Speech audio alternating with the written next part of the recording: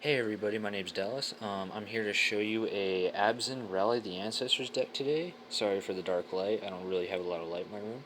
But yeah, I've play tested this deck. It's a lot of fun. Um, yeah, it's a blast actually. If you like fun and interesting decks that aren't usually of the norm and standard, this is right up your alley. So let's get started. First off, we have a full playset of Seder Wayfinder to get the lands that we need, because sometimes in a triple colored deck, it can be difficult to find the lands that you get the colors that you need to cast the cards that you need. So he's going to help us find those. So he's really good at that, and he puts stuff in our graveyard, which we need. Another guy that helps us put stuff in our graveyard is Nyx Weaver. He has Reach. He's a colorless, black, green, 2/3. At the beginning of your upkeep, put the top two cards of your library in your graveyard. And you can tap a colorless, black, and green, exile him, and return target card from our graveyard to our hand. So if we accidentally mill Rally the Ancestors, we can get it back with this guy, because he's going to start filling up our graveyard. He's going to start filling up the good stuff that we need in there, and he's just a really key piece of this deck. And we have a full playset of him.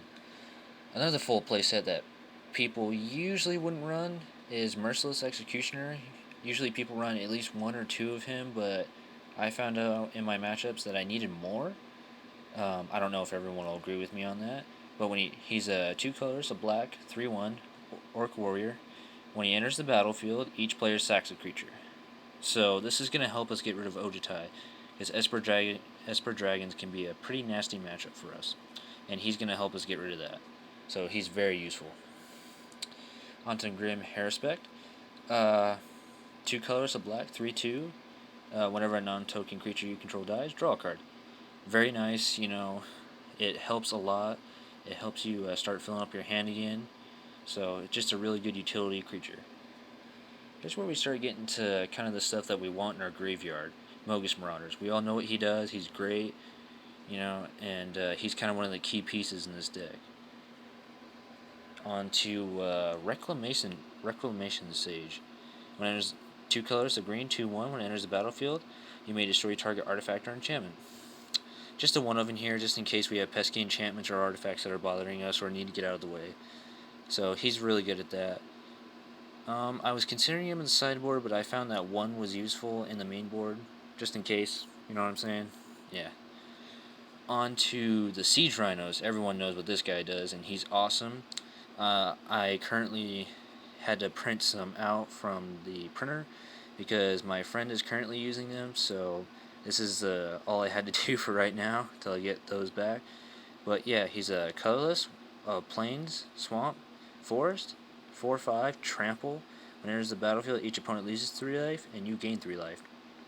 Now this is going to be awesome when we use Rally the Ancestors and bring him back, especially when we combo it with this card, Grey Merchant of Asphodel. Yes, everyone knows what this guy does. He is going to drain your opponents for a lot of life. He is amazing in this deck, and he is probably him, Mogis Marauder, and Siege Rhino are probably the key creature cards that you want in your graveyard. And to help us more with get stuff in our graveyard, we have Commune with the Gods. One colorless and a green, reveal the top 5 cards of your library. You may put a creature or enchantment card from among them into your hand, put the rest into your graveyard.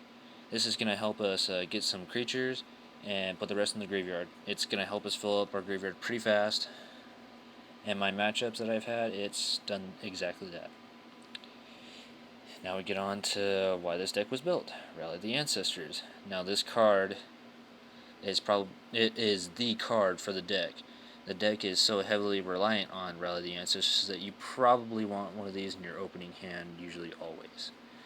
It's an amazing card. It's very underutilized, I think, in Standard and even Modern. Some fun stuff can be done with it, especially with Vexing Devils and Pain Artist. But yeah, it's a great card, and it's just a real fun deck to play with, and it's interesting. On to Crux of Fate. Crux of Fate is going to help us get rid of all the dragons if they're in our way, or if we're going up against aggro, we can just destroy all the creatures, fill up our graveyard, and just rally more of them back for the win. So, yeah. Onto the sideboard. I don't have any Thought Seizes right now, so I went with a budget option of Despise. Especially in my play group, they're running a lot of Planeswalkers and creatures, so Despise is kind of a must. And then another underutilized card, I think, Display Dominance. Colors in a green, choose one. Destroy target black or blue non-creature permanent. And permanents you control can't be the target of black or blue spells by your opponent's this turn. Okay, so if we're going against, let's say, black-blue control or Esper Dragons, and they throw out an Ashiok, well, this will help us get rid of it. Just really good. On a Bioblight, we have 3 of these. This is kind of against the aggro matchup, because we want to survive until we can fill up our graveyard enough, and then throw a lot of stuff out with Rally the Ancestors. So this is going to help us do exactly that. Glare of Heresy, very good card. Can even get rid of Siege Rhinos, um, Elspeth, just a lot of stuff, and it's very, very useful.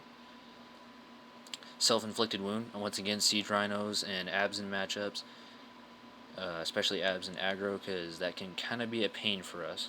Plus, this will get rid of Fleecemane Lion, or even Ojutai, so very useful.